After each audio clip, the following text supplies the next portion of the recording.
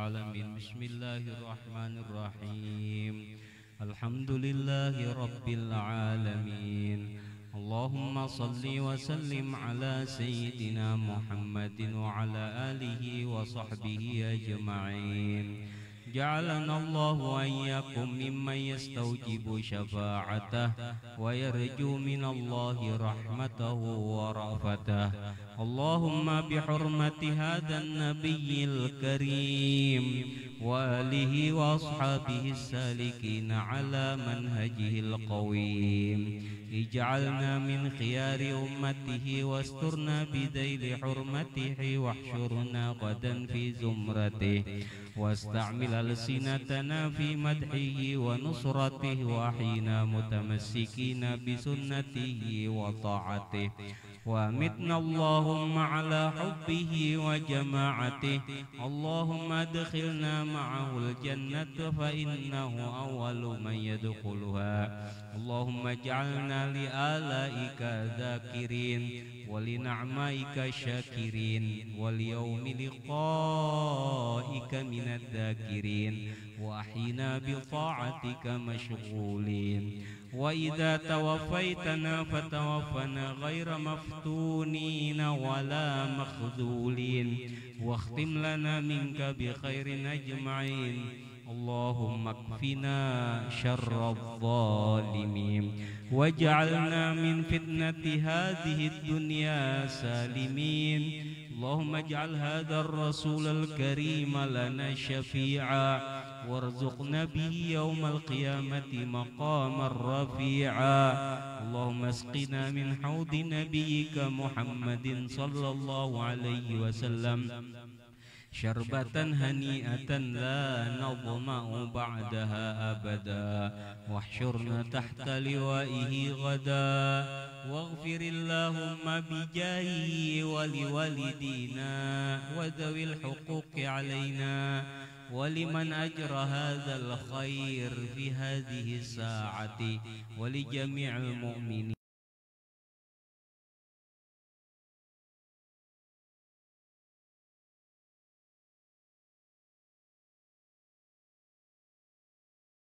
مجيب الدعوات وقاضي الحاجات وغافر الذنوب والخطيئات يا أرحم الراحمين.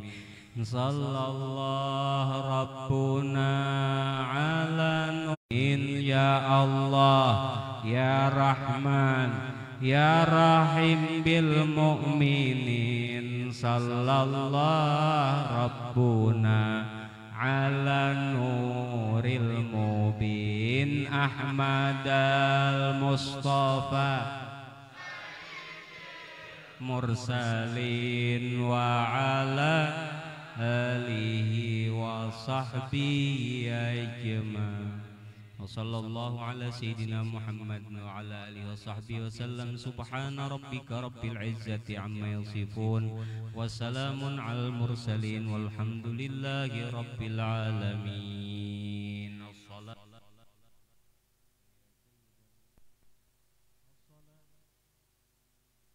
خاتم النبيين الصلاة والسلام عليك يا من أرسله الله رحمة للعالمين. ورضي الله تعالى عن أصحاب رسول الله أجمعين آمين. بسم الله الرحمن الرحيم. السلام عليكم ورحمة الله تعالى وبركاته.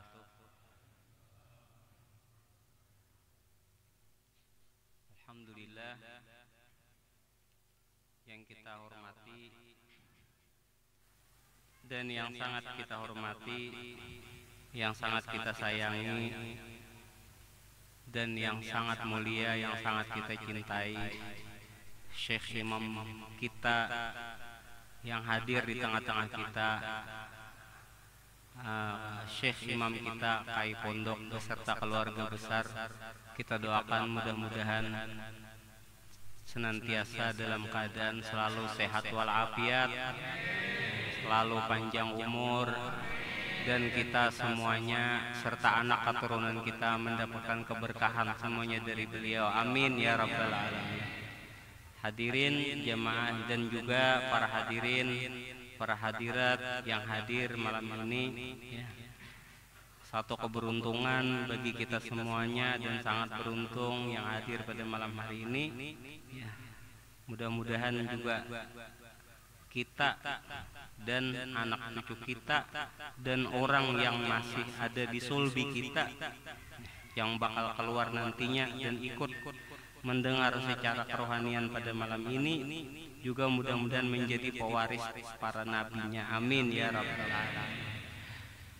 Hadirin yang jamaah yang dimuliakan Allah, ulun kada mungkin berpanjang lebar, ya. Kita memohon mendengarkan keterangan dari Syekh Imam kita mohonkan kepada beliau, ya, kepada beliau dipersilakan.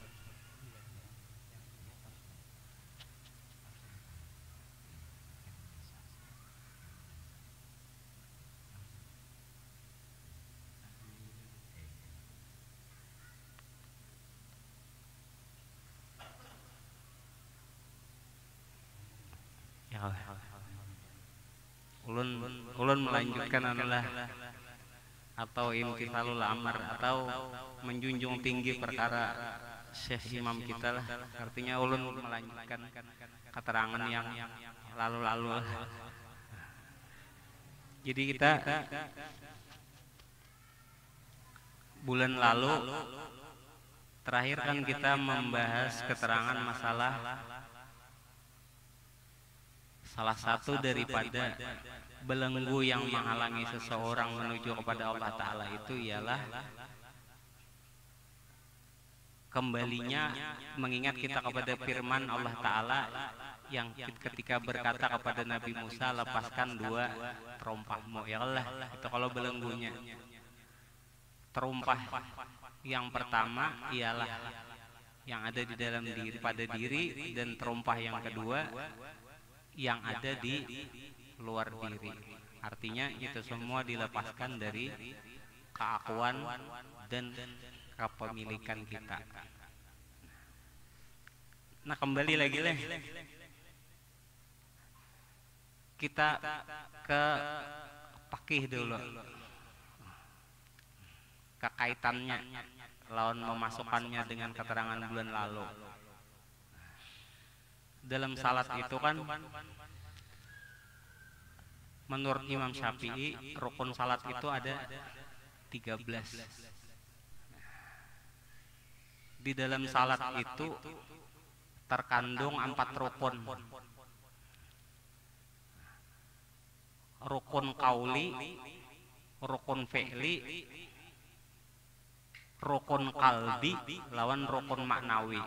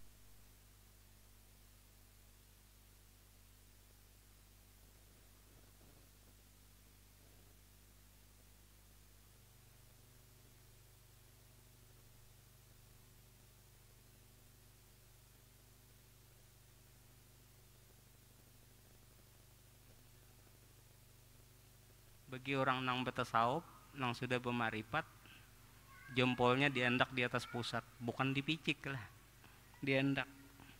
Nih, ada kelihatan timpak kamera. Ntar lalu berapa angkat sedikit. Ini pusat nih, pusat. Ini tangan. Nah, lebih bini ini. Jempol sama-sama di atas pusat, bukan dipicik lah, diendak aja.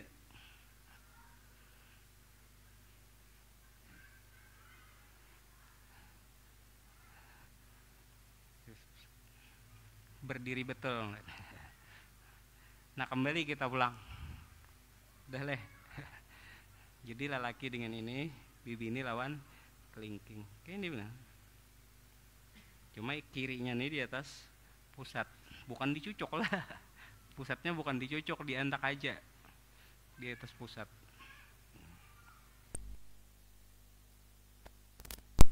Berdiri kembali kita tadi kan niat takbiratul ihram, kemudian berdiri betul. Berdiri betul secara hukum fikih, secara hukum fikih ialah sejajarnya kaki menghadap ke depan. Kada berbelok-belok. Jarak antara dua kaki 4 jari atau sekilan. Itu secara hukum fikih. Bagi orang yang bertasawuf, secara hakikatnya, yang sebenarnya secara hakikatnya berdiri betul itu ialah termasuk bagian daripada hakikatnya berdiri betul tadi ialah secara tasawuf atau secara hakikat lepasnya kedua terompah. Bila katuju keakuan pada diri atau merasa kepemilikan pada diri, tapi inya salat, tata caranya bujur, secara pakih inya bujur, tapi secara batin, secara hakikat inya belum berdiri betul. Karena masih banyak keakuan. Karena apabila sudah berdiri betul, tiada lagi ada keakuan diri, tiada lagi ada kepemilikan diri. Yang ada, tiada lagi saat itu adanya manusia, melainkan hanyalah Muhammad. Dan tiada ada Muhammad, melainkan hanyalah yang ada Rasulullah saat itu. Pasuruh Allah aja lagi, pelaksana aja lagi.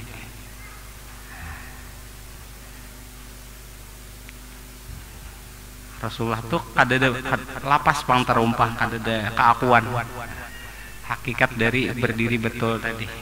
Jadi secara pakai berdiri betul tadi berarti lurus ya Allah menghadap ke kiblat tadi, berarti lurus ke arah kiblat, paling nyano 4 jari, paling ranggang sekilan.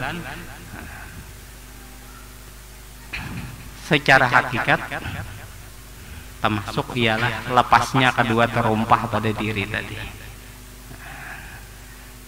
Terumpah itu juga yang maulah banyak pikiran, merasa kepemilikan. Karena yang ada itu hanyalah tiada lain waktu itu hanyalah yang ada adalah Rasulullah. Sedikit lagi lah, belum kada panjang-panjang, hanya menjunjung tinggi perintah Syekh. Kembali lagi kepada sejarah sejarah Nabi Adam. Sejarah Nabi Adam tuh kan Nabi Adam waktu dijadikan 2 kali lebur ya lah. Orang umum ditiup roh. Roh tuh sudah ada. Mbah dijadikan tadi, mbah adanya roh tadi 40 berapa? 40 ke kiri, 40 tahun ke kanan, kemudian bertiharap. Setelah bertiharap, lo Nabi Adam duduk di antara 2 sujud, tapi kepala talongkop sedikit, kayak gambar di bulan. Tak ada kalau biasanya foto-foto di dalam salawat nubuah atau salawat nurbuah yang berbunyi di dalamnya tuh Allahu wahdahu la syarikalah Muhammadun abduhu wa rasuluhu, tahiyat tertunduk sedikit kayak itu dah. Kada caget kayak ini, kada nunduk ternyata tangan kayak itu. Nabi Adam 40 tahun kayak itu diberi keterangan 40 tahun. Saat itu imbah 40 tahun Nabi Adam hendak rabah, dia bahasa kita longlai masih awak, hendak rabah tangan kayak ini. Kalau ketika hendak rabah, lalu Nabi Adam itu dibisiki dengan disuruh bersyahadat. Pas Nabi Adam mengucap syahadat, asyhadu an la ilaha illallah, asyhadu anna muhammadar. Setelah Nabi Adam bersyahadat, hanya cagat awak Nabi Adam untuk kuat. Lalu disebutkan dirinya kayak itu juga setiap orang yang menjalani perjalanan, bila syahadatnya kada sempurna pasti hendak rabah terus.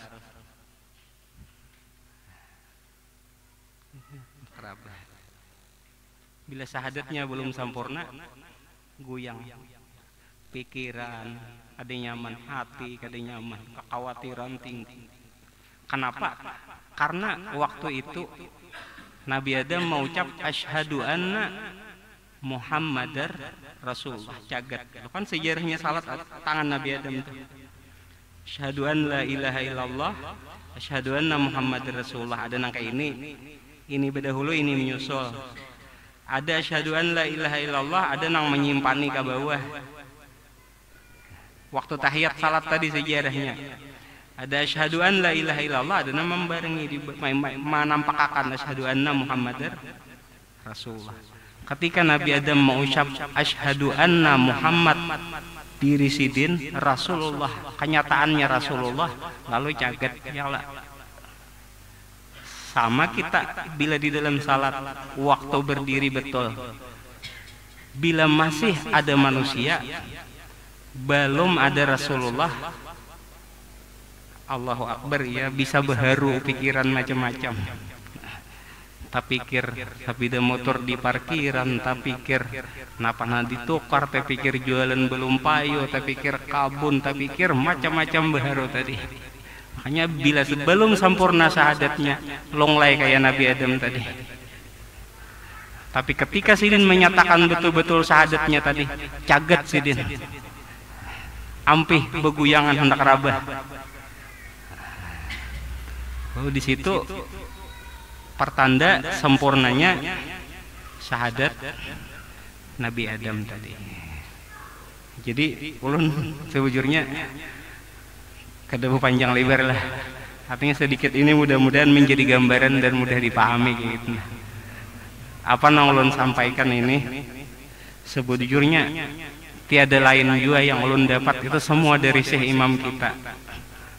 Karena ulun ini belajar pesantren dari sini ke Jawa, dari Kalsel ke Jawa sampai ke Subarang, belum menemukan ilmu itu dan masih goyang waktu itu. Belum menemukan yang sebenarnya kecuali setelah bertemu dengan beliau. Jadi apa-apa yang ulun sampaikan, apa semua ilmu beliau, kalau ulun subhanaka la ilma lana, ulun kada bisa ilmu. Seperti Nabi Adam, waktu sin bocap syahadat, kemudian sidin berdiri. Setelah selesai seraba 40 itu, makanya dalam Al-Quran itu dikatakan subhanaka la ilma lana. Imbah diberi keterangan itu Nabi Adam berucap, ulun kada bisa ilmu ya Allah, illa ma'alam tanah, melainkan yang engkau berikan kepadaku, melainkan yang engkau ajarkan kepadaku. Innaka antal alimul hakim, semuanya itu ampun pian-pian maha mengetahui, pian maha bijaksana.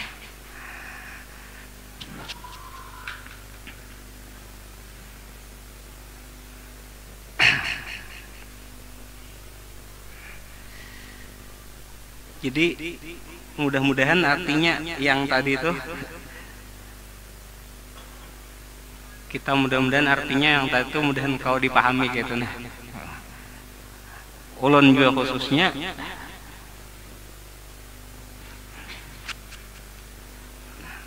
bepandir nih setengah banyu mata anak keluar. Karena jujur ulun kada pernah berkisah pang, dan ulun sopan juga berkisah. Tapi setelah kenyataannya anjar ulun kisahkan, ulun sebujurnya rancak beitibar hal-hal kayak ini. Hadir di tengah kayak ini ada Syekh Imam, rancak di kerohanian. Ulun menanti-nanti saat itu, dan ulun yakin akan ada tiba waktunya itu datang. Tapi ternyata malam ini ditimpa. Yang diharap-harapan, artinya alhamdulillah beruntung lah, sungguh sangat beruntung lah kita berataan. Jadi ulun kada panjang lebar. Jadi itu aja dulu, sampai situ aja dulu. Bila ada usul silakan usul, artinya ada aja sidin gitu.